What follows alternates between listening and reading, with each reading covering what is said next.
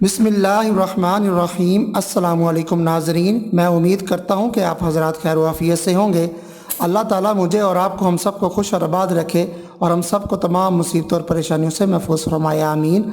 आज मैं आपके लिए एक ऐसी वीडियो लेकर आया हूँ कि कौन सी बीमारियों में क्या खाएँ।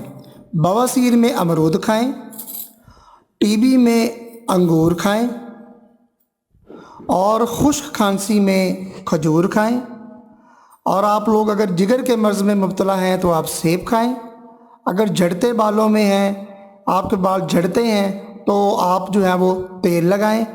ज़ियाबतीस, अगर आपको शुगर वगैरह है तो उसमें आपके लिए जामुन बहुत ज़बरदस्त हैं, आप उसमें जामुन खाएं।